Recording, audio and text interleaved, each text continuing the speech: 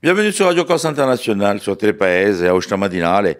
Nous sommes aujourd'hui le jeudi 12 décembre et on va souhaiter une très très bonne fête à tous les Corentins. Bonjour, salut à tous.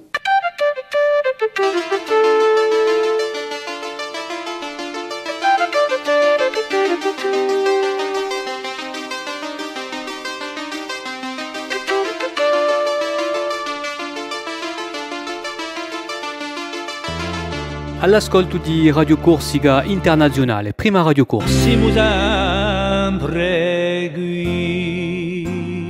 Voilà, c'est parti pour cette belle journée, sous la pluie, sous un ciel assez couvert, pour ce jeudi 12 décembre.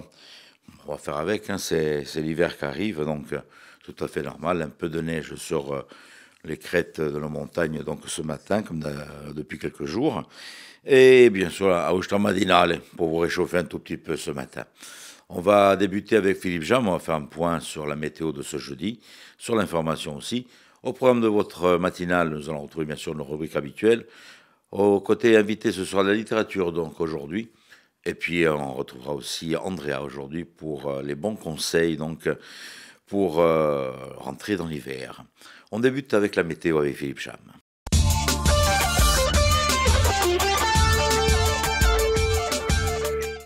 Bonjour Auguste, bonjour à toutes et bonjour à tous. La journée sera plutôt bien ensoleillée aujourd'hui avec toutefois encore un risque d'averse dans l'après-midi sur le relief et en fin d'après-midi sur la région bassiaise avec une limite pluie-neige qui se situera aux alentours de 1500 mètres. Le vent d'est soufflera assez fort aux extrémités de l'île. Les températures maximales grimperont de quelques degrés, 11 à 14 degrés près des côtes et de 3 à 10 degrés dans l'intérieur de l'île.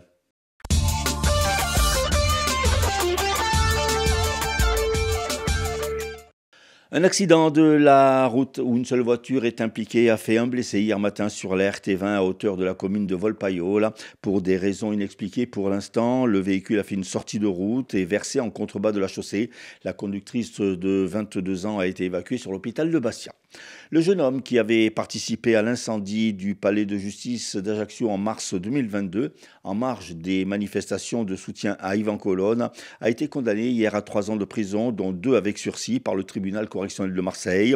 Ayant déjà purgé 4 mois de prison, la peine de 8 mois restante sera aménagée sous bracelet électronique. Et puis après l'attentat à l'explosif qui a visé une maison appartenant à un ostéopathe corse à Olmeto, le parquet national antiterroriste a annoncé hier s'être saisi de l'enquête. À quelques jours de la venue du pape François à Ajaccio, les dispositifs de sécurité se multiplient sur terre, sur mer et dans les airs. Un avion Rafale, un hélicoptère et des moyens de lutte anti-drone seront ainsi déployés par l'armée de l'air. C'est une véritable bulle de protection aérienne qui sera mise en place sur la région ajaxienne, avec également des avions radar AWACS et un ravitailleur en vol. Tout vol non autorisé, y compris les drones, les parapentes et les paramoteurs, sera donc interdit dans un rayon de 15 km autour de la ville. Dans le domaine maritime, la préfecture de Corse a pris un arrêté d'interdiction de mouvement de navires dans le port d'Ajaccio ce dimanche de 6h à 19h. Cette interdiction ne s'applique pas bien sûr aux navires de commerce bénéficiant d'une autorisation d'escale ainsi qu'aux vedettes de transport de passagers affectés aux navettes entre le littoral de la commune de Grosseto-Prougne et le port de plaisance d'Ino-Rossi. Une convention a été signée hier entre la Fédération des chasseurs de la Haute-Corse et le service d'incendie et de secours du département. Cette convention de partenariat porte sur la réalisation de travaux de brûlage dirigés dans le cadre d'aménagements faunistiques. Football, la commission de discipline de la Fédération de football a sanctionné hier le Sporting Club de Bastia de match à huis clos, déjà purgé, et de fermeture partielle du stade Armand Cesari après les incidents du match face à Lorient le 23 novembre dernier. Ce soir-là, l'assistant de l'arbitre avait reçu plusieurs objets provenant de supporters de la tribune sud. Finalement, la commission a été assez clémente, fermant pour 5 matchs une partie de la tribune sud. Cette section prend effet dès ce vendredi vendredi pour le match de Ligue 2 contre Guingamp. Et puis la Corse à l'honneur ce soir sur la chaîne saoudienne MBC One. L'Académie Marie-Jo Viviani participera à Riyad aux demi-finales de l'émission We Got a Talent, le pendant de l'émission Un incroyable talent sur M6, sélectionné avec 122 autres artistes. L'association bastiaise dédiée aux danses et à la danse et aux arts du cirque a brillamment passé les éliminatoires et les quarts de finale. Ce jeudi soir, devant plus de 200 millions de téléspectateurs que réunit la chaîne pour cette émission, l'aventure continue pour nos 10 Bastiaises et leur professeur Marie-Jo Viviani dans ce conte de fées qu'elles vivent depuis septembre. Elles tenteront le pari fou de se qualifier pour la finale du 18 décembre.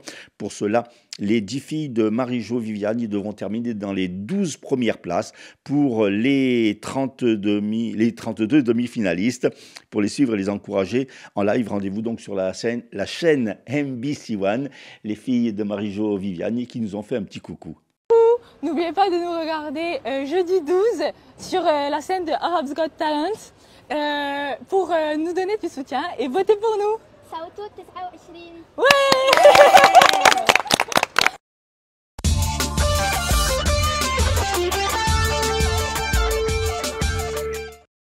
Merci Philippe. Merci Philippe et on vous retrouve un peu plus tard donc pour l'invité ainsi que pour les titres de l'information. Pour le moment, un petit détour sur les hippodromes de l'Hexagone avec Rémi pour les bons pronostics de ce jeudi. Les pronostics hippiques de Rémi sur Radio Corse International. Bonjour à tous, ce jeudi dans les bons coups du jour, nous serons sur l'hippodrome de Chantilly pour le quintet. Je vais y retenir le numéro 4, Chess, qui ne devrait pas sortir des 3 premiers. Passons à la réunion de Vincennes, où dans la 3e, le 9, le billet vert devrait l'emporter, tout comme dans la 5e, le numéro 7, King du Ril. Bon jeu à tous. Voilà, pour côté pronostic c'est fait, côté horoscope c'est maintenant, et c'est avec Paxi, donc pour votre signe zodiacal.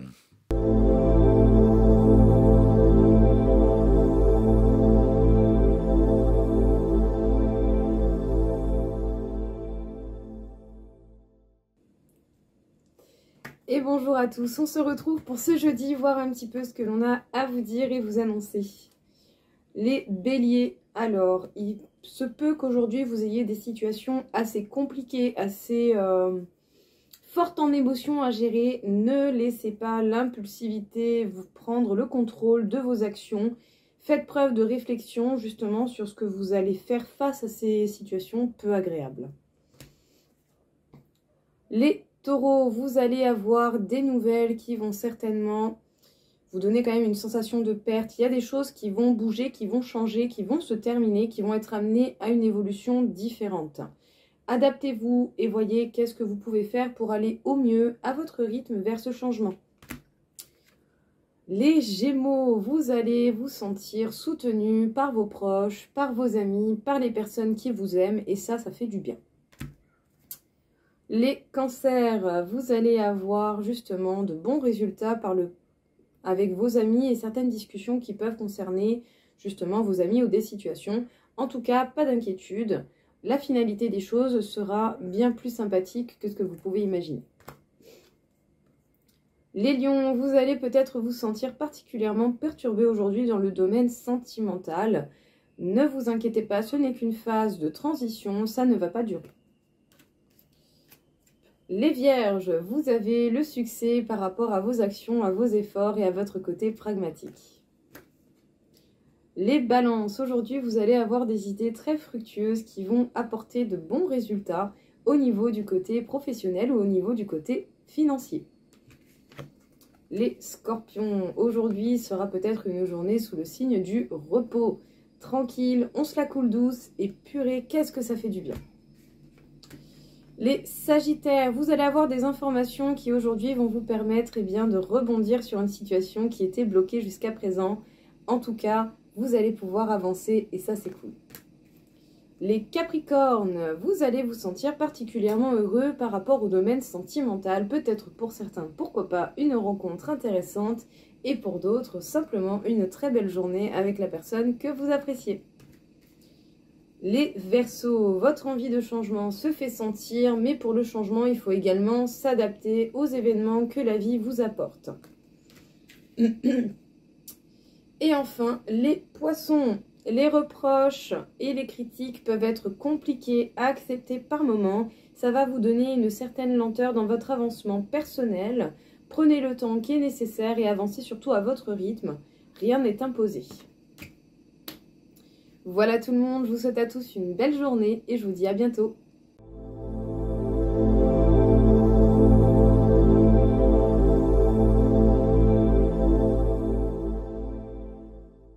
J'espère que les astres étaient bons pour vous. Allez, on poursuit avec Andrea pour les bons conseils donc de ce jeudi.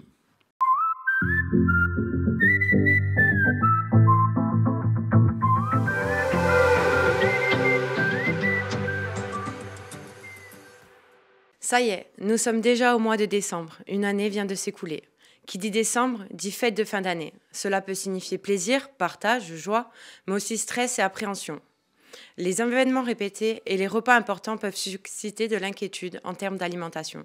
Cette impression de gâcher l'ensemble des efforts réalisés durant l'année. À faire, justement, attention. Pour éviter cela et passer les fêtes sereinement, la première chose est de garder une alimentation équilibrée tout au long de ce mois, au travers 3 repas, une collation de manière équilibrée selon votre appétit et vos besoins. Des assiettes colorées, équilibrées, avec des fruits et des légumes de saison, bien évidemment. La deuxième est de préserver, voire d'introduire une activité physique régulière, comme le vélo, la marche. Vous pouvez par exemple vous balader avec vos proches à la fin d'un repas. Quelques minutes suffisent dans tous les cas. Le plus important, c'est de faire. La troisième, et non des moindres, et qui est la plus importante, est de ne pas se restreindre les jours précédents, voire les repas précédents. Généralement, nous avons l'habitude de justement vouloir compenser ces repas en diminuant petit à petit nos apports. Si vous faites cela, généralement notre corps va avoir l'impression d'être en famine et va ressentir une frustration. Durant les repas, ce qui va se passer, c'est que vous allez consommer plus, après toute cette frustration que vous vous êtes créée. Vous allez augmenter votre appétit et votre faim, et donc vous allez manger plus d'une certaine manière. Garder 3 repas plus une collation permet d'apprécier pleinement ces repas et de profiter pleinement. Oui, nous allons faire des excès pendant les fêtes. Oui, nous allons profiter de nos amis et de notre entourage. Mais une chose importante à se dire, c'est que 3 repas, voire 2, voire 4 dans l'année, ne changent pas une année entière. Profitez pleinement de ces moments avec votre entourage. L'alimentation et notre corps fera le reste pour rééquilibrer. Je vous donne également quelques petits conseils lors de ces excès. Vous pouvez éventuellement prendre un verre d'eau avec un jus de citron pour diminuer l'acidité gastrique, ou encore prendre des tisanes avec de la verveine, de la camomille ou encore de la menthe poivrée pour soulager les ballonnements. Je vous souhaite de très bonnes fêtes et je vous dis à l'année prochaine.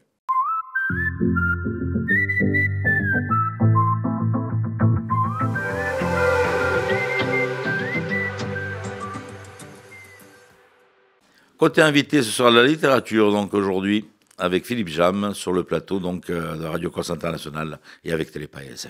Notre invité aujourd'hui, Maï Guillem, professeur d'histoire géo, auteur de ce livre que vous voyez, Manifeste pour une Corse souveraine, les raisons de la souveraineté.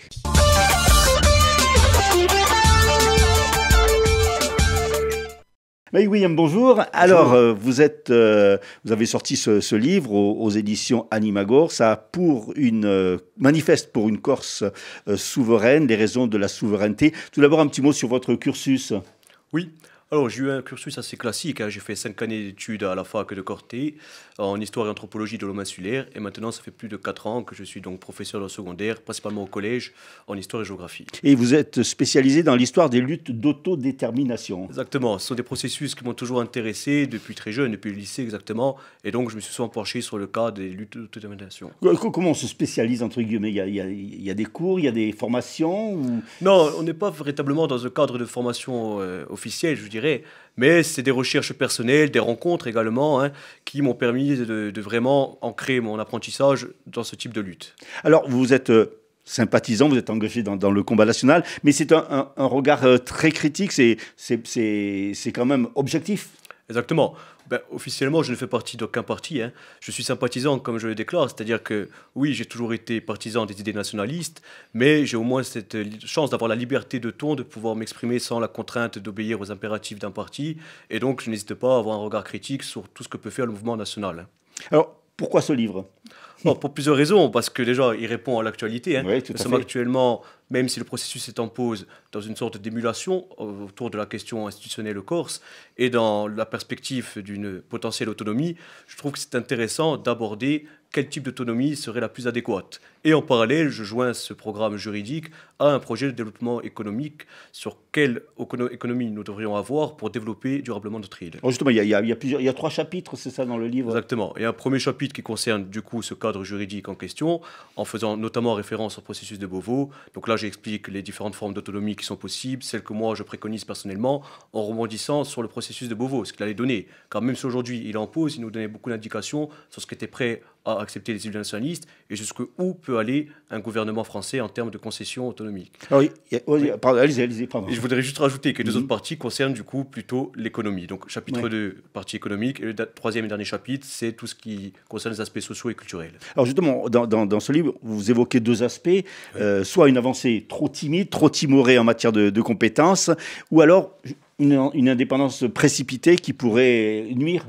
Exactement. Ben, le plus grand risque actuel, ça concerne ce qu'était capable de donner le processus de Beauvau s'il était arrivé jusqu'à son terme. C'est-à-dire que selon moi, on aurait eu certes le terme d'autonomie, mais ça aurait été un mot tronqué, car en réalité, ce que proposait le président Macron, c'était une autonomie minimaliste qui ne permettait pas la co-officialité de la langue corse, ni la reconnaissance du peuple corse. Aucun titre en termes d'autonomie de la Corse n'était reconnu, envisagé. C'était plutôt un article de la Constitution. Et surtout, on ne nous parlait pas d'autonomie législative, où on aurait eu l'entièreté de notre politique intérieure, mais seulement d'une autonomie normative, où la loi serait adaptée par moments, ce qui était assez flou, hein.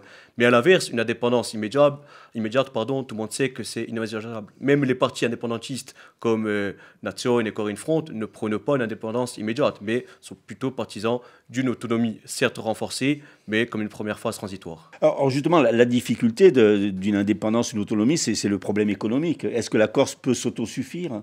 Exactement. On peut prendre le problème de plusieurs façons.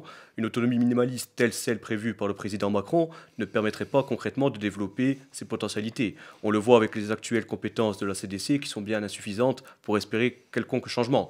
Mais il est sûr que sans transition, sans transfert des compétences octroyées au fur et à mesure, la transition serait trop abrupte et il y aurait le risque du coup d'une économie monopolisée, tel que ça peut être le cas actuellement, gangrénée par la corruption, ou c'est pour ça également que je parle d'une transition, mais aussi d'une aide complémentaire et compensatoire du gouvernement français. Alors, est-ce que ça peut faire peur à certains ? Évidemment, mais le paradoxe, c'est que ça fait très peur à des personnes qui ne connaissent au final que très peu la Corse et qui surtout n'y résident pas, sachant que leur quotidien à eux, à ceux habitant en Hexagone, ne se verrait pas changer. Par contre, on sait que l'autonomie n'effraie plus grand monde actuellement. Ça pouvait faire peur aux Corses 30 ans en arrière lorsqu'il y avait encore nos luttes fratricides, par exemple. Mais actuellement, on voit que ça a l'approbation, l'idée nationale a l'approbation d'un ensemble des électeurs insulaires depuis les élections régionales de 2015. Alors, ce manifeste que vous avez écrit, ce livre, il s'adresse à qui ? À tout le monde, même à ceux qui ne font pas de politique, justement. Ça peut les aider ? Exactement, il s'intéresse à tout le monde et c'est pour ça, comme je l'ai dit, que je ne suis affilié à aucun parti et que j'essaye de faire preuve de pragmatisme dans les idées que j'avance dans l'ouvrage. J'essaie de brasser assez large. Alors bien évidemment, lorsque j'évoque mon projet économique, je suis clairement partisan parce que parler d'un programme commun mais sans vouloir se mouiller par peur de vexer qui que ce soit, ça voudrait dire ne pas avancer. Donc à un moment donné, il faut s'engager et c'est pour ça que mon projet économique a une ligne directrice assez claire. Je parle énormément de renforcement des services publics, de la dépense publique, justement loin des projets d'austérité que l'on peut entendre à longueur de temps. Et forcément, certaines critiques pourront arguer que c'est un programme qui se classerait politiquement plutôt à gauche. Il est sûr que nous sommes dans un contexte particulier qui pousse en tout cas à désormais choisir entre les différentes trajectoires, tout en faisant preuve de pragmatisme. Il n'y a pas de volonté partisane dans ce livre. J'essaie vraiment de rassembler autour de nos besoins essentiels par rapport à nos priorités, mais aussi à nos potentialités. Et j'ouvre l'axe qui me paraît la plus prioritaire, c'est-à-dire le renforcement de nos infrastructures. Alors justement, est-ce que vous avez été approché par des partis justement par rapport à votre projet économique ? Non, actuellement, pour l'heure, ce n'est pas le cas. Et puis, de manière générale, j'ai l'impression que la plupart des partis nationalistes, mais pas que, ne semblent pas assez, en tout cas à mon sens, s'intéresser à un projet de développement économique pour l'île. On en entend très peu parler, y compris sur les projets juridiques. Parfois, c'est souvent auréolé de flou. On ne sait pas clairement quel type d'autonomie les partis nationalistes prônent. Ou alors, ça reste volontairement ambigu. Et on voit qu'au final, la plupart des partis nationalistes acceptaient l'autonomie minimaliste proposée par le président Macron. Donc, au niveau des projets économiques, c'est encore pire, je dirais, vu qu'on en entend clairement jamais parler. Ou alors, on reste toujours en surface.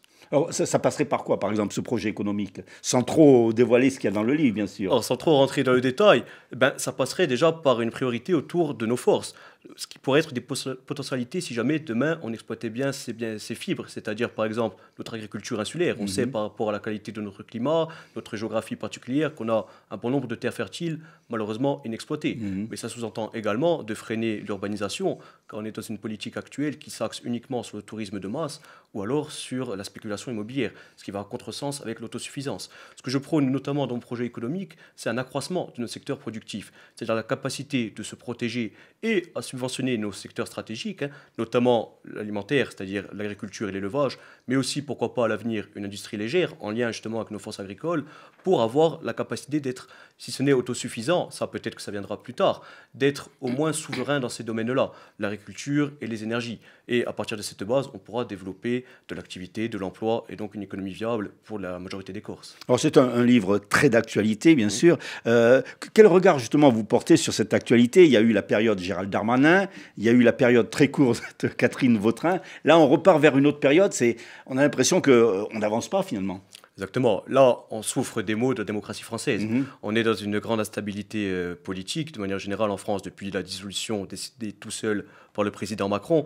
Alors, ce qu'on pouvait constater, c'est au moins ce que donnait le processus de Beauvau. Il n'était pas encore arrivé à son terme, mais il donnait de très claires indications. On voyait que le bloc central, et on sait forcément que la gauche n'aurait pas été non plus contre ça, était prêt à accepter une forme d'autonomie pour la Corse, qui était assez inédit.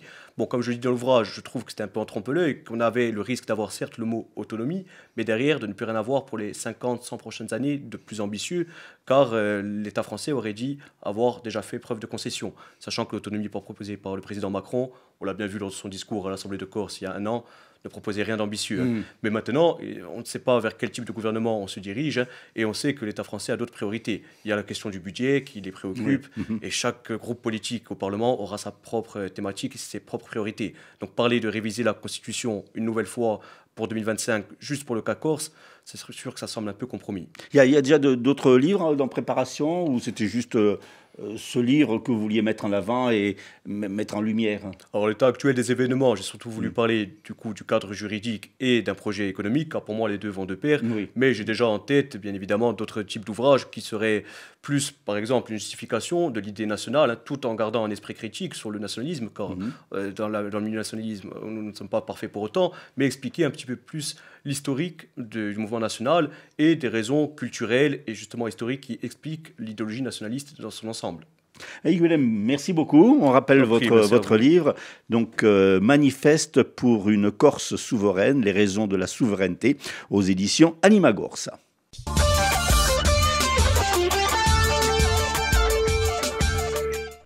Un petit retour sur les titres de l'information et on se retrouve juste après. Le jeune homme qui avait participé à l'incendie du palais de justice d'Ajaccio en mars 2022, en marge de manifestations de soutien à Yvan Colonne, a été condamné hier à 3 ans de prison, dont 2 avec sursis par le tribunal correctionnel de Marseille.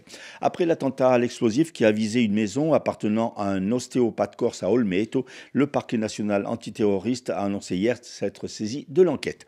Et puis à quelques jours de la venue du pape François à Ajaccio, les dispositifs de sécurité se multiplient sur terre, sur mer et dans les airs. Un avion Rafale, un hélicoptère et des moyens de lutte anti-drone seront ainsi déployés par l'armée de l'air. C'est une véritable bulle de protection aérienne qui sera mise en place sur la région ajaxienne. En football, la commission de discipline de la LFP a infligé au SCB une fermeture partielle de la tribune sud pour 5 matchs. Et puis météo, soleil et averse au menu de ce jeudi.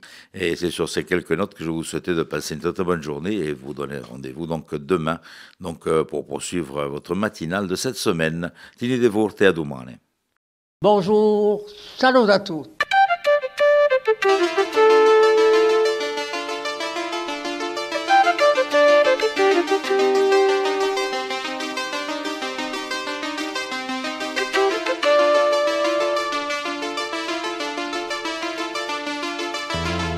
all'ascolto di Radio Corsica Internazionale, prima Radio Corsa. Siamo sempre qui.